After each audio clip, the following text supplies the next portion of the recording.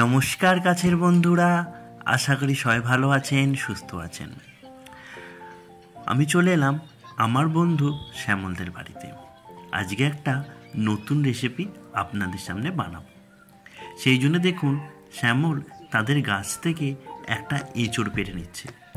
যদিও এবছর ওদের গাছে এঁচোড়ের সংখ্যা অনেকটাই কম।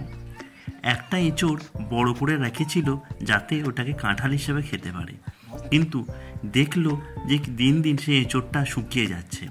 তাই সে বলল, পেরে নেবো, পেরে নিয়ে একটা নতুন রেসিপি করব। সেটা হলো দই এঁচোড়। তো দই এঁচোড় করতে কি কি লাগে সেটা আপনাদের একটু জানিয়ে দেব। দই লাগবে, এঁচোড় তো লাগছেই, সাথে আলু আর কিছু মশলা উপকরণ, সেটা আপনাদের পরে জানাচ্ছি। তো এঁচোড়টা কেটে নিল। কেটে নেওয়ার পর ও চলে গেল কিছু জ্বালন করার জন্য। শ্যামল যেহেতু রান্নাটা উনুনে করে, সেই জন্যই কিছু কাঠ দেয়, কখনো বা নারকেল পাতা, কখনো ঘুঁটে ইত্যাদি দিয়ে রান্নাটা করে। তো দেখুন, এখানে প্রথমেই একটা গরম মশলাও ভেজে নিচ্ছে। সেখানে রয়েছে ধনে, জিরে, গোলমরিচ, তেজপাতা, শুকনো লঙ্কা আর হচ্ছে এলাচ। তো ভালো করে এটাকে শুকনো কড়াইয়ে নাড়াচাড়া করে নেওয়ার পর পাশে রেখে দিল। আর সেই কড়াইতে জল দিয়ে এরপরে এঁচড়গুলোকে সিদ্ধ করতে দেবে। এই রান্নার ভিডিওটা প্রায় 1.5-2 মাস আগের তৈরি করা হয়েছিল। এরপরে ওই কড়াইতে সামান্য কিছুটা হলুদ আর কিছুটা নুন দিয়ে সিদ্ধ হতে দিতে হবে ঢাকনা দিয়ে।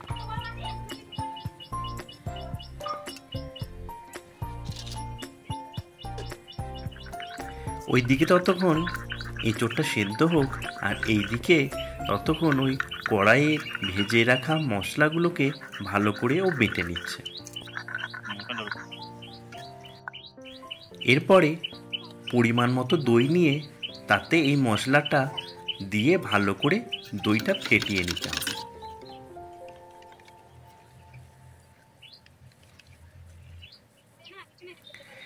ওইদিকে এঁচোড়গুলো সিদ্ধ হয়ে গেছে।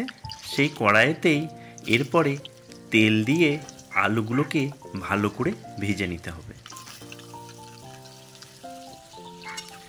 সামান্য কিছুটা হলুদ দেবার পর সিদ্ধ করে রাখা এঁচোড়টাও এরপরে দিয়ে দেবে।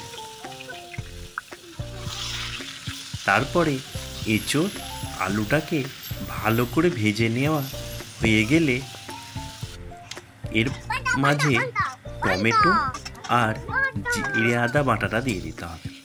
এটা যেহেতু নিরামিষ রান্না, তাই এখানে পেঁয়াজ রসুনের কোনো ব্যবহার করা হয়নি। তো এইটাকে ভালো করে কষিয়ে নেবার পর সামান্য পরিমাণে হলুদ, জিরে গুঁড়ো, কাশ্মীরি লঙ্কার গুঁড়ো, লাল লঙ্কার গুঁড়ো দিয়ে আরও ভালো করে নাড়াচাড়া করে নিতে হবে। সাথে সামান্য নুনও দিতে হবে। এইদিকে ওর বাবা রান্না করছে, আর এইদিকে দেখুন দুষ্টু ও নাকি স্পাইডারম্যান হবে। ওই জন্য ওখান থেকে লাফাচ্ছে আর বলছে, আমি স্পাইডারম্যান হয়ে গেলাম। কিছুক্ষণ ভালো করে নাড়াচাড়া করে নেবার পর ফেটিয়ে রাখা দইটাকে এরপর দিয়ে দিতে হবে। তারপরে সামান্য পরিমাণ জল দিয়ে নাড়াচাড়া করে নিয়ে সেটাকে ভালো করে ঢেকে নিতে হবে। এই প্রচণ্ড গরমেতে টক দই শরীরের পক্ষে কিন্তু অনেক উপকারী। এইদিকে ততক্ষণ রান্নাটা হোক, এর মাঝে আমি এঁচোড়ের কিছু গুণাগুণ বলে দিই। এঁচোড়ে আছে প্রচুর পরিমাণে protein, fibre, vitamin A, vitamin C, vitamin B1, vitamin B12। এঁচোড় আমাদের হজম শক্তি বাড়ায়, জীবাণু আক্রমণ প্রতিরোধ করে, দৃষ্টিশক্তি বাড়ায়, চুল পড়া আটকায়, ত্বকের ব্রণ দূর করে, ওজন কমায়, ত্বক ভালো রাখে, রক্ত অল্পতা দূর করে, কোলন ক্যান্সার প্রতিরোধ করে, রক্তচাপ কমায় এবং হাড় মজবুত করে। আরও অনেক গুণ আছে এঁচোড়ে, কিন্তু এঁচোড় বেশি খেলে হজমের গোলযোগ হতে পারে। যাদের কিডনি অসুখে ভুগছেন বা যাদের রক্তে পটাশিয়াম বেশি, তারা কিন্তু এই সবজি বেশি খাবেন না। তো দেখুন, অনেকটাই ফুটে গেছে। এরপরে প্রায় হওয়ার মুখে, তাই সেটাকে নামানোর আগে একটু গরম মশলা ভালো করে ওপর থেকে ছড়িয়ে নেওয়া হলো, ভালো করে নেড়ে চেড়ে এরপরে নামিয়ে নিতে হবে। দূর থেকে দেখে কিন্তু এটাকে মনে হচ্ছে না এঁচোড়, মনে হচ্ছে এটা বোধহয় কোনো মাংসর একটা প্রিপারেশন। তো এরপরে আমার পালা টেস্ট করার। যদিও গন্ধে আমি সত্যিই মুগ্ধ হয়ে গেছি, কিন্তু তবুও একটু টেস্ট করে দেখব যে রান্নাটা কেমন হয়েছে। দেখুন, দেখতে কিন্তু বেশ ভালো লাগছে।